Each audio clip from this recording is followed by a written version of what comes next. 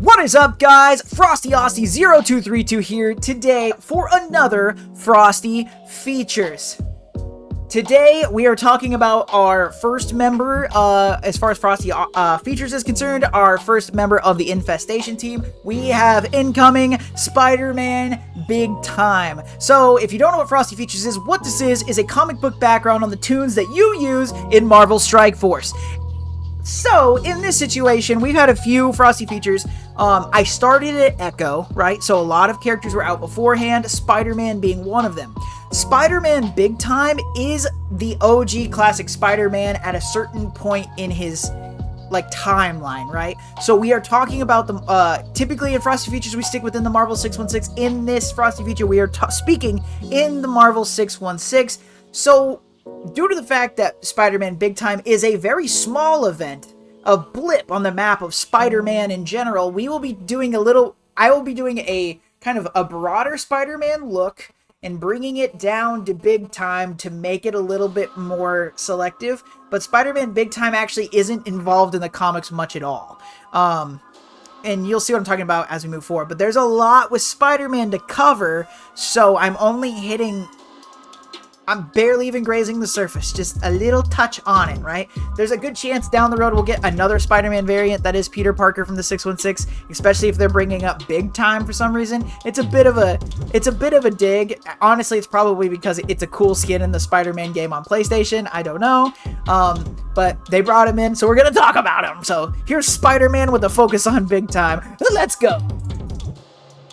According to Scopely, Spider-Man Big Time. After losing his job as a photographer, Peter Parker took on a new role as a research scientist and engineer at Horizon Labs. There, he developed a new Spider-Man suit with upgraded tech, including a green camo mode that made him invisible to visual and audio means, and a red anti-sound mode. Spider-Man utilized the updated suit to defeat the Hobgoblin and a new villain named Massacre, who was terrorizing the city. We will judge this description later. I do want to point out, for those of you who are privy to Marvel Comics, the version of Massacre that they are referring to is a deep freaking cut. You only see Massacre in Spider-Man in the thousands of comics of Spider-Man. You probably see Massacre twice, maybe 3 times. And then he also is in Deadpool once or twice. Not a famous character. So what a doing the research and getting ready for this Frosty Features made me realize because I'm often convinced that the people at Scopely don't read comics. Somebody has to have read comics to find Massacre. And you can't just Google Spider, because I know the Big Time storyline. I didn't know the Massacre bit, so I had to try to find it. You can't just find that immediately. Right? That's such a deep cut. It's not even on Spider-Man's, one of his wikis, right? You have to actually look for that. So I had to find it and read it to know what went on, and Big Time's in there for 5 seconds, baby. We'll talk about it, but, just throwing out there, somebody in Scopely reads comics, but everybody else, I don't know if everybody else screws it up or what, but this Frosty Feature has shown me there is somebody there that has read a comic book. Spider-Man! This is the famous Big Time suit with his, he's in his stealth mode right there. Name! Peter Parker, the OG. First appearance, Amazing Fantasy number 15, 1962. Many comic book collectors' grails. I have gotten to hold one of these in my hand. It was a 3.0 or 2.0 graded, and it was worth 12 grand, right? Big grail. I have a facsimile edition, so I have a complete reprint. That's super cool. The fake reprint is still worth $40 to $50, I think, maybe 60. Powers and abilities. It's Spider-Man, right? He's superhuman, he has a spider sense, and wall crawling. Specifically, so here's the thing about Spider-Man Big Time. Specifically, at this point in the comics, he does not have his spider sense. Very, very important to note, right? His spider sense is, both times Spider-Man Big Time show up, Peter Parker's spider sense is not working, and if it is working, it's not working correctly. All right. So this is heavily why he uses and needs the suit. He ditches the suit shortly after using it, right? And then he brings it back and then he ditches it again. But the suit is to counteract the fact that he cannot use his spider sense. Very, very important. Aliases, many. He's got a whole bunch of aliases, especially in comic book titles. Friendly Neighborhood Spider-Man, Amazing Spider-Man, etc. People call him all sorts of different things, wall crawler, whatever. It's Spider-Man, right? He's got a lot going for him. He says a lot of things, namely what I will be saying a lot today, because it's just how I think of him, and it really is how he's written. Spider-Man is an everyman, right? So we're going to talk, namely a lot of what we're going to cover is a lot of facts about Spider-Man. Spider-Man is made to be everyone. Everyone can relate to Spider-Man no matter what your walk of life is. So as far as the aliases go, he has a million of them because he's legitimately everybody, right? He makes a name for himself as Peter Parker. He's also a bum as Peter Parker. He's rich, he's poor, he's Spider-Man. He's everyone, right? Everyone can relate to Peter Parker Spider-Man. If he's your favorite Marvel character, that's fair, right? Because everybody can get on that level. He struggles through high school. He struggles through college. He can't pay his bills. Maybe he gets lucky. He gets rich. He loses it all because he makes a deal with the devil. Everybody deals with these things, right? Affiliations. Once again, it's Spider-Man, so he's in everything. Spider Army, Web Warriors, Mighty Avengers. So Spider-Man Big Time, very specifically, is leading the Mighty Avengers, right? Well, actually, Spider-Man Big Time, if you go by his suit, Spider-Man Big Time has nothing to do with the Avengers, but at the time in the comics, he's leading the Avengers in fighting. There's a bunch of hand ninjas and stuff. Who died? It's Spider-Man. So his parents died, so he goes to live with his aunt and uncle, and then Uncle Ben dies. With great power comes great responsibility. I hope you know these things. It's frickin' Spider-Man, right? Yeah. Background, Queens, New York. He's from Queens. In the MCU, they pointed out in a really funny situation with Captain America. He's a New Yorker. He's your friendly neighborhood Spider-Man. He fights in Queens, and sometimes he accidentally ends up in Hell's Kitchen, and he fights Daredevil all the time, which, when I was a kid, those were my favorite freaking things to see and read all the time, is them two running into each other. It was in the Sony PlayStation 1 game where you go out of the bounds or whatever, and the Daredevil swings in, and he's like, back up. This is my area, dude. Sorry, since everybody knows this, I'm vamping. Mark of Cain. So these are just interesting facts maybe you don't know about Spider-Man. So Spider-Man has an offensive weapon he doesn't use. Peter Parker Spider-Man, pretty much all the Spider people do. So if you know anything about Spider-Man, you know he's been cloned 50 bajillion and a half times. There is a clone out there called Cain, and what he does to people is, so when he wall crawls, they use those like sharp hairs. Think of the Tobey Maguire movie where you see the hairs go against the wall and like grip. Cain would essentially grab people's faces and use that as like think about it like heavy grit sandpaper, and just rips people's faces off, more or less. Spider-Man does that one time, and but after that he refuses to do it ever again. But it's called the Mark of Cain, so he can put it on people and like leave this scar of his handprint, right? And so essentially they can just tear away flesh if they so choose with that wall crawling ability. But due to its brutality, the hero spider people typically don't do this, right? So it's just important to remember.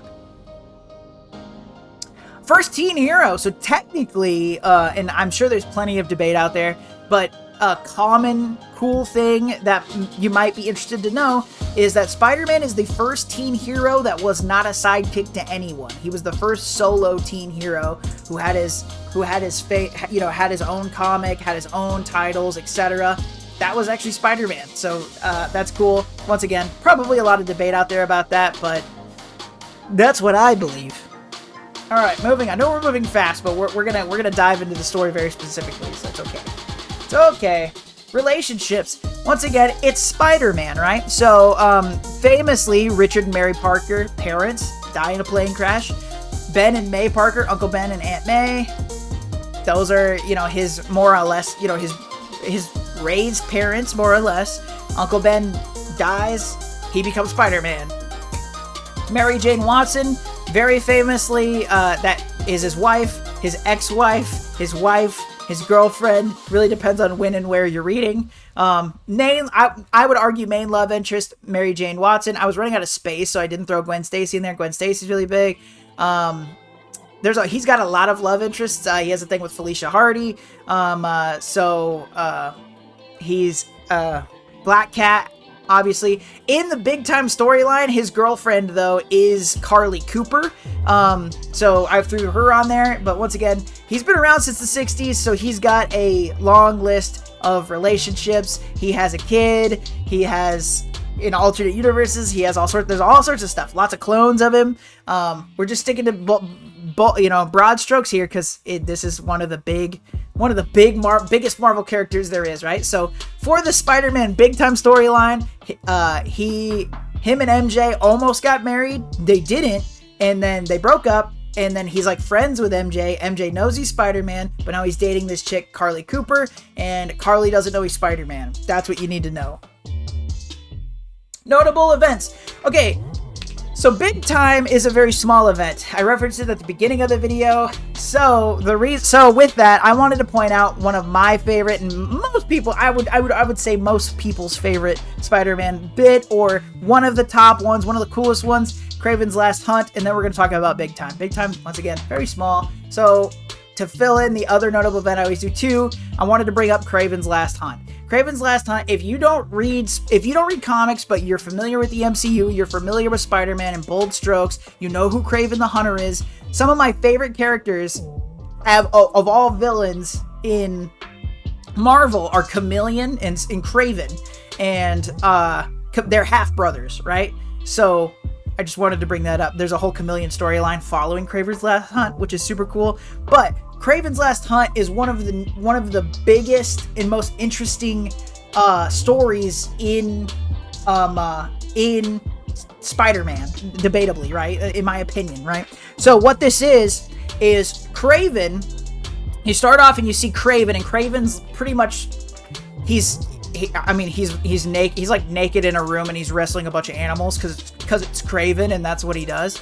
And I think what the whole idea is that he kind of detects a weakness in himself, and he becomes aware of the fact that he's gonna die, right? So this is, by the way, this storyline is dark, just dark. So also, trigger warning, there's a little conversation about suicide within this. So skip to later, like give me 5 minutes. But yeah, so this gets dark. So he's realizing that his life is going to end eventually, right? So he wants to make sure that he wanted to become the apex predator. That is his main goal in life. There is nothing else that is as important in that. So after he wrestles these animals naked in his house, he grabs a Spider-Man mask, and he's like, it's time. Like, I'm gonna hunt and kill the Spider-Man, right? And one thing that I, as a comic book reader, have become more and more cognizant about, I have always related like these thoughts and stuff to those characters, but it's so funny to see writers putting their influence. So Kraven's sitting there thinking about mortality. So you pretty much, this is bold strokes, y'all, but you cut to Spider-Man, and he's swinging through the city because it's Spider-Man. He's black suit Spider-Man, and he's like, man, I wonder how I'm gonna die, right? Like, that's what he's thinking all of a sudden. He's like, how am I gonna die? And then blow dart to the neck, nets, oh my god, what's going on? And Kraven's like, I got you, Spidey, you're dead. And he takes him, and he puts him in a box, and he buries him alive. With that, so Kraven's like, I've become the apex predator. Now I have to prove that I am a better hero than Spider-Man. So Kraven puts on a black spider suit to look like symbiote Spider-Man, and he's running around and brutalizing the living crap out of people, and runs into Mary Jane, and Mary doesn't respond to her, and he's just running off fighting spider villains to prove that he could do it. And then he remembers that Spider-Man fought, and there's a villain called Vermin, who's essentially a rat man. And Vermin is really strong, and he kicked the crap out of Peter. So Kraven is aware of this, so he decides that, hey, I'm going to go fight Vermin, one-on-one, and I'm going to take out their whole thing, and I'm going to prove that I am better than Spider-Man. So he goes into the sorry, I read chat and got distracted. He goes into the sewers, and if I remember correctly, Vermin's not really doing anything wrong, but Kraven hunts him, and Vermin's like mole people come out, and he kicks crap out of them, and he fights the Vermin, and he gets a little beat up, but he, super strength be damned, Kraven takes him out, and he's standing over top of him, and he's like, I beat him, I'm the best, woohoo. Now that I've beaten Vermin, I need to see. Well, at first he thinks he's done, and then you see the hand bust out of the dirt, and Spider-Man's around. And at some point, Kraven becomes aware of this, and his whole thing is like, okay, well, I'm gonna capture Kraven or Vermin, and I'm gonna put him in like a cage, and then I'm gonna get Spider-Man to come here, and I want to see if Spider-Man can beat the Vermin. If he can't beat the Vermin, I am truly the better Spider-Man. And so he gets him in there, lets Vermin loose. They start fighting, and at first, Spidey's pretty pissed because he was buried alive, right? So he's beating the crap out of Vermin, but then he kind of becomes cognizant of the fact that Vermin hasn't really done anything wrong, right? He's being put in this like kind of pit fight against this dude, and like Spider-Man has really there's no reason he has to fight him. So he ends up, as a hero does, this is the coolest thing about it in my opinion, as a hero does, he realizes there's no reason to be fighting Vermin, so he refuses to fight. He's kicking the crap out of him, and then when that realization hits his brain, he stops fighting. He's like, I'm done. I'm not doing this. And he lets Vermin beat the living crap out of him. Absolutely decimates him, kicks the crap out of him. And then, with that, Kraven realizes that Kraven can't be a hero. Like, he will never pass Spider-Man because he's not a hero.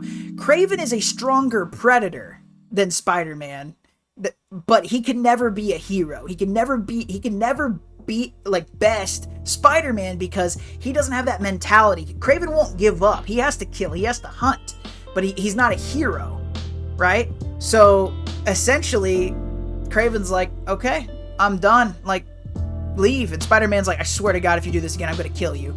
And Kraven's like, you don't have to worry about it. You don't have to worry about it. And Spidey leaves, and he lets Vermin go, and Kraven is desolate. He's just desolate. He's reached his life goal. He can't attain being a better hero, but he is the apex predator. He's checked all his boxes, and my man grabs a rifle and ends the comic. Is how we'll end it there. It is a fantastic storyline. It is an excellent read, and there's a lot of good Spider-Man comics out there. Obviously, everybody loves Spider-Man. This is one of the crown jewels. If it's not your favorite, it's got to be in the top 5. It's got to be in the top 10 at least. It's so good. Okay, that's really quick. Kraven's Last Hunt. It has nothing to do with Spider-Man Big Time, but I'm gonna cover all of Spider-Man Big Time right now. So I wanted to throw a cool Spider-Man bit in there. So Spider-Man Big Time. I hit the wrong computer. Spider-Man Big Time. So what this is, so Spider-Man has, as it says according to Scopely, Spider-Man is fired from the Daily Bugle, and J. Jonah Jameson's wife is like, hey, I've got a lead on this research lab, and you can apply and get a job. And Parker gets the job, and essentially what this is, and it's really cool for Peter, right? So it's a steady paycheck. There's no set hours, right? Which is super cool. The whole thing is there's no set hours as long as you're providing a product, right? So as long as he gets his work done and he's putting out good work, he has no set hours. So this is perfect for a Spider-Man, right? Because he makes his own gadgets, he makes his own suits, etc. So Peter's idea or ideal and what he comes up with throughout the Big Time storyline is, well, I'll develop spider gear and then I will convert it into some sort of marketable item and put that out. That's my work. and I will always be safe. And the whole thing, it's a little hokey because they're like, this is a secret lab for you. We will not go in there, so don't worry about it. And he was like, great, I'll store all my spider gear here. This is great. It's like a little spider base at Horizon Labs. But what Peter gets from this is a steady paycheck and a very good paycheck, which kind of begins his base for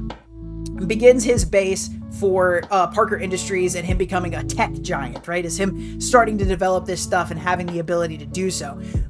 So what we have in this specific situation, right when he gets there and he starts working, it's the same day.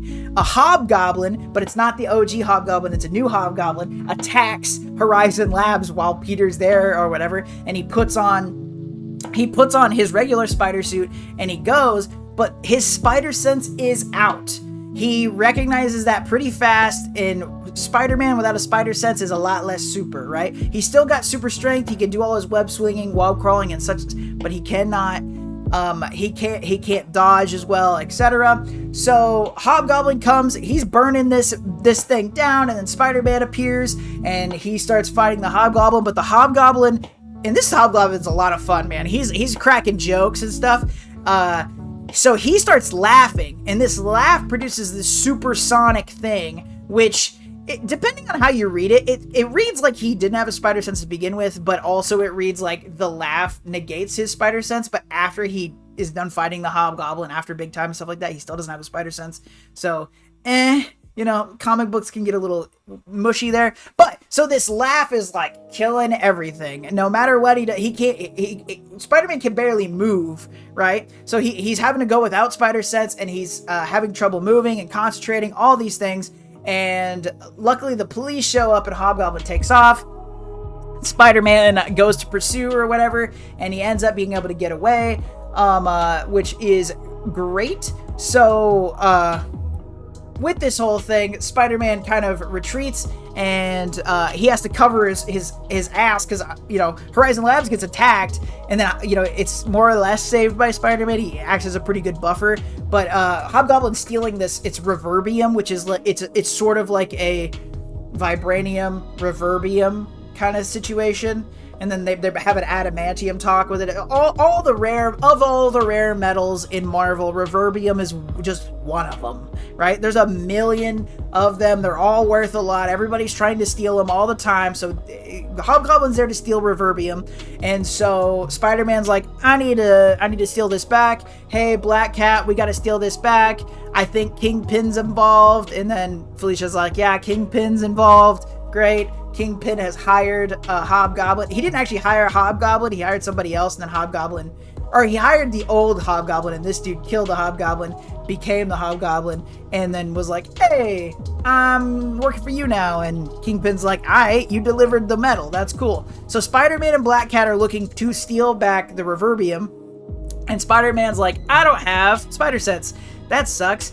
And so he's covering his butt. So it's a really funny bit, but he's on day one. He doesn't want his boss to find out he's Spider-Man. He swings back into his lab. He gets naked, like legit. He strips off. He takes off the Spider-Man costume, but they get in because they use like an emergency override code, and they get into his lab. And so he's got headphones on, and he's sitting there in his underwear, and he's like looking at stuff. And dude's like, "Hey, you didn't hear the alarm?" And he's like, "No, I have my headphones on. I'm listening to.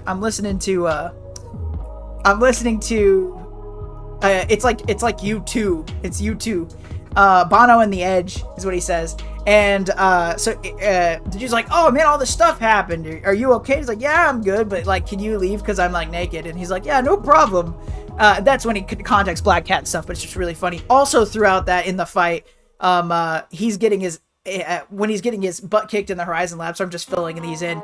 When he's getting his butt kicked in Horizon Labs, one of the other scientists is like, oh, that's a high-pitched sonic noise. I have to override that with another sound. So she plays Lady Gaga really, really loud, and that's how Spider-Man's able to get up and kick the crap out of Hobgoblin, and he runs away. By the way, Lady Gaga, it's a thing. I swear to God, it happened. It happened for real. Anyway, so Black Cat, etc. He's like, my spider sense isn't working, and this dude is screaming. His laugh is emitting this really high-pitched noise. What do I do? So he's like, I'm going to develop a new suit. This suit is going to it's a stealth suit, and it has these different modes. So these are the modes, right? As of big time, there's actually more modes to it. So he's got blue, which is sort of like, I'm wearing a suit and I'm using it. He's got green, which is his stealth mode. So it reflects infrasonic sound waves, which negates sound attacks and also makes him invisible. That's the stealth portion of the suit. And then it goes red, which protects him from ultrasonic waves. So, and in the story, you see he's using the green mode, and while using the green mode, the goblin's laughing, and it short circuits his suit, so Hobgoblin can see him, and then he swaps into red mode, and so red mode is like, he's not invisible, but it's super sound protected. So green is like kind of sound protected, red is like super sound protected, and he uses the red to kick the living crap out of Hobgoblin. And then eventually, so he kicks the crap out of Hobgoblin, they track down, they get the Reverbian back, they steal it back for Horizon Labs, and then it ends with him being like, man, that suit's pretty cool, but also that infrasonic technology I came up with was pretty cool. I can make some cool headphones with that. I'm going to convert the technology from this suit into some headphones, and that's my project. This is going to be a great job for me. I finally hit the big time. That's where the name comes from. You're welcome. You're welcome. That's Spider-Man Big Time. That's where that comes from. The whole title, everything, that one part, he converted his suit into headphones. So with that, earlier I said the thing about Massacre. So Massacre is essentially this crazy. In short, this is way oversimplifying it, I guess, but this is an angry guy with a gun, but he's not Punisher. He's more crazy than that. So he pretty much, it's just angry dude with a gun who, like, at one point he goes into, like, I think it's like Times Square or something like that, Madison Square Garden, some highly populated area, I forget exactly where it was, and he just starts shooting people, right? Which now, because this was, I mean, it really was still commonplace at the time that this was written, so I don't actually know what the justification there is, but ultimately his name is Massacre because that's what he does. And he's got like a metal plate in his head, and he's like bald.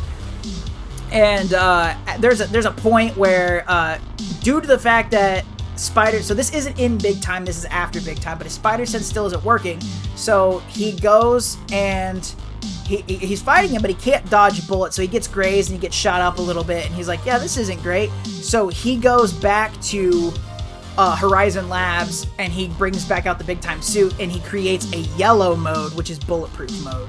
And so it's legitimately just a shield version, not shield, not the affiliation, but a shielding, a protector version of the Big Time suit, and it's literally just to block bullets. And that's, the superhero beats the bad guy with a gun by making a suit that bounces, like, that is bulletproof.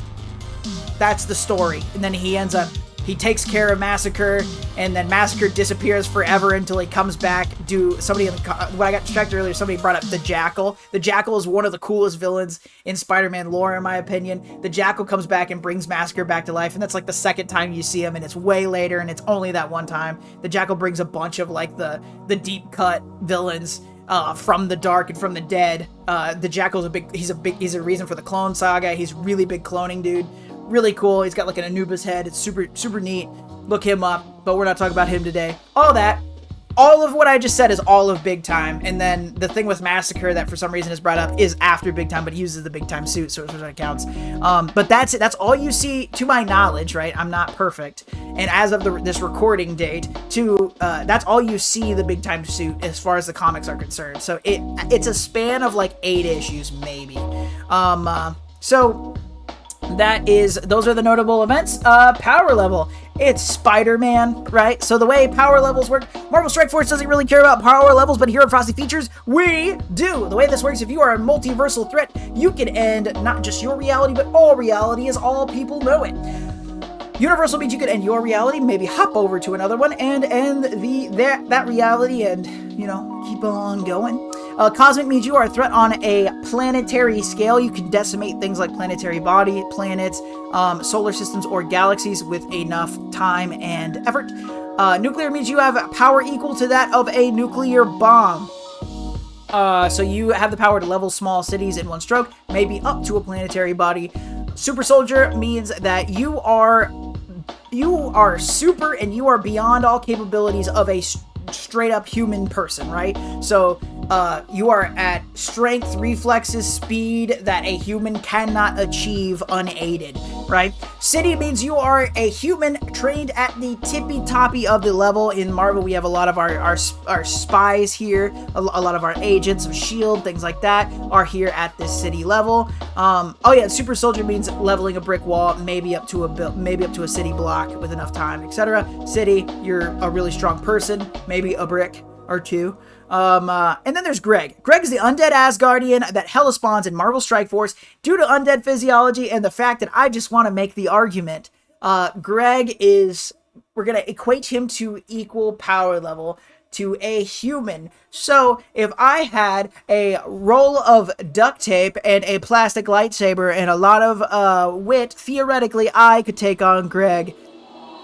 So in the case of Spider-Man, it is I mean, he's Spider-Man, right? So I want to point out, before I do this, because I got a feeling people are going to want to argue with me on this one. Influence and power are not the same thing, right? Obviously, Spidey has a multiversal influence, but Spider-Man is a friendly neighborhood Spider-Man.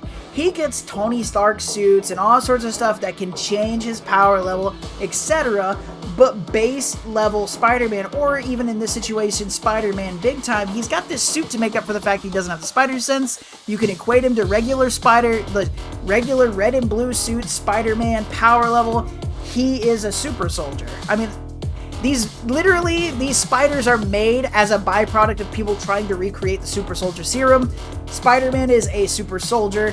The spider sense by his the spider sense has much higher effect than that. There's always changes. Everybody hits their god level. On average, Spider-Man is super soldier. That's what it is.